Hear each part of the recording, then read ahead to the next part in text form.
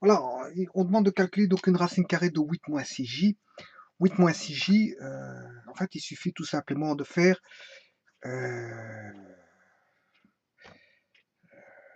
voilà, z carré signifie qu'il faut chercher la racine carrée. On n'écrit pas ceci 8 moins 6j, voilà, mais plutôt z égale z carré égale 8 moins 6j. Voilà pour les racines carrées.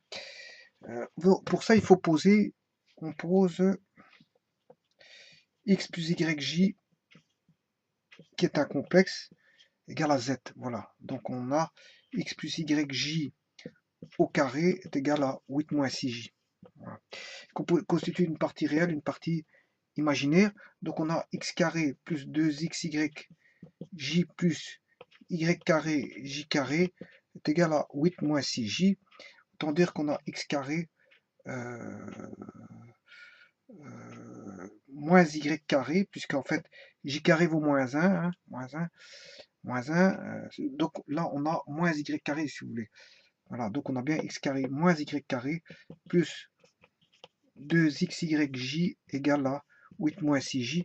Et il suffit d'identifier x carré moins y carré avec la partie réelle. Et 2xyj est égal à moins 6j avec la partie imaginaire. On supprime les j. Voilà, et on se retrouve avec ceci.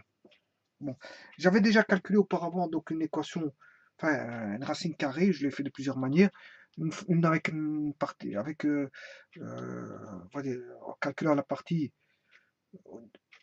en résolvant par la manière caractéristique algébrique, et une autre manière par la forme trigonométrique des nombres complexes. Bon, on peut le faire de plusieurs manières. Bon, j'avais résolu à partir de deux équations, une et deux, donc ce que vous voyez ici, pour retrouver les solutions. Mais si j'utilise que ces deux-là, on retombe sur une équation bicarrée. Bicarrée, bon, voilà, il faut résoudre l'équation bicarrée. Pour éviter cette équation bicarrée, il y a une autre manière de faire, c'est de créer une troisième équation ici, comme je vais faire maintenant. Bon, je vais m'atteler à créer une troisième équation. Comment? Mais je vais élever celle-ci au carré et élever celle-ci au carré. Donc en faisant x carré x4, si j'élève celle-ci, ça fait x4 moins 2x carré y carré plus y4 est égal au carré de 64, de 8, c'est ce qui fait 64. Voilà. Ici, on a 2xy, je l'élève aussi au carré, et je fais x2, bien sûr, le double, je multiplie tout par 2, et j'élève au carré, ce qui fait 4x carré y carré, voilà, est égal ici à 36.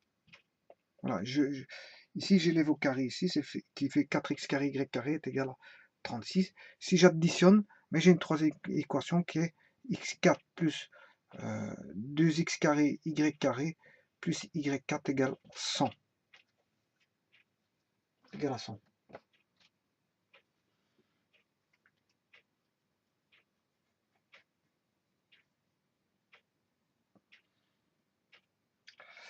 Bon, alors, ça c'est une chose.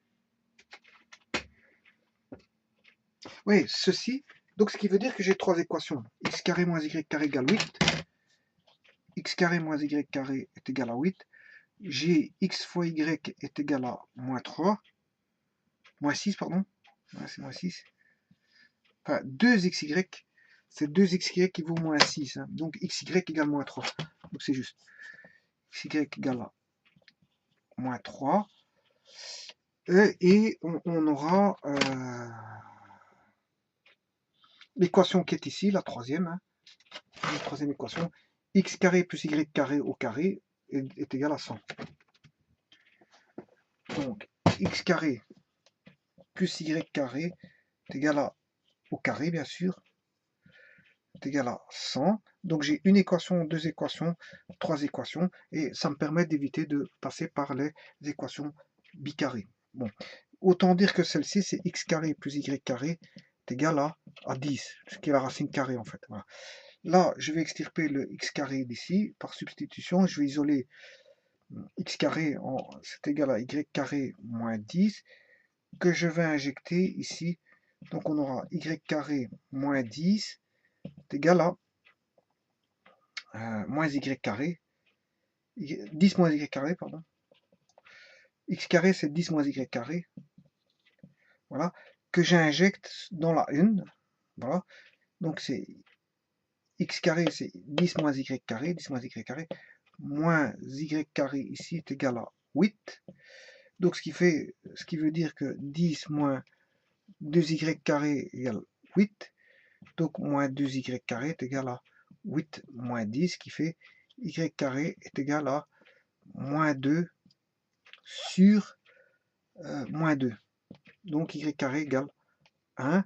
Donc, je peux trouver y qui vaut plus 1 et moins 1. Bon, ayant ceci, je remplace là-dedans, dans l'équation ici, dans la première par exemple, pour trouver que si j'ai y qui vaut 1, ben, j'aurai x carré moins 1 égale 8, donc x carré égale 8 plus 1, 9, donc je peux trouver le x qui vaut plus 3 et moins 3. Voilà. Bon, sachant que maintenant, ici, on a une équation xy qui est négative, elle est négative, c'est qui donne qu'on a deux solutions, enfin, on a deux valeurs différentes, x et y seront différents, deux valeurs différentes. Alors, si je prends mon troisième tableau, ce qui veut dire que mon complexe z sera, si je prends moins 1, x, on avait dit que le complexe, on avait posé x plus yj. Voilà qu'est-ce qu'on avait posé au départ. Si x vaut 3, le y vaut moins 1. Voilà. Par contre, ça c'est pour mon premier complexe, z1, mais il y a une deuxième solution qui dit que si j'ai moins 3, il faut que je prenne l'opposé de moins 1 qui est 1. Vous voyez que les signes sont différents. S'il y en a qui est plus, l'autre est moins. Et ça, c'est dû au fait que x fois y égale moins 3. Pour avoir moins 3, il faut que je multiplie 1 par moins 3 ou 3 par moins 1. Donc, il faut que je prenne x égale moins 3, y vaut 1, ou x vaut 3 et y vaut moins 1. Donc, j'ai deux complexes qui satisfont au carré. Bon, maintenant, si je fais z1 carré, ben z1 carré, c'est 3 moins 1 moins j au carré. Et si je fais z2 au carré, c'est moins 3 plus j au carré. Bon, si je calcule ça, ça fait 9 moins 2 fois 3, c'est un produit remarquable. 3 fois 3, 9, 6j plus j carré. Et le second, c'est 9 moins 6j plus j carré, ce qui fait 9 moins 1 puisque j carré vaut moins 1. 9 moins 1 puisque j carré vaut moins 1, moins 6j, moins 6j. Et on retrouve bien pour les deux formes 8 moins 6j, qui est le produit remarquable recherché. Voilà, 8 moins 6j. Donc le z valait exactement moins, soit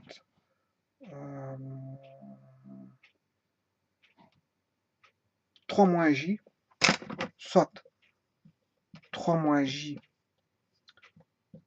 au carré, ou encore moins 3 plus j au carré, qui est l'opposé en fait. Il faut savoir que quand on a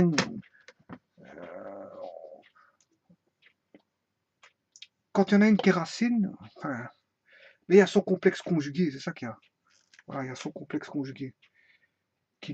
Enfin, il y a ici c'est son opposé, son opposé. La racine ici, on aura deux racines, l'une et son opposé, parce que l'opposé de 3 moins j, c'est moins 3 plus j. Voilà. Donc dans les racines carrées, apparemment, on aurait les opposés. Voilà, je vous remercie beaucoup.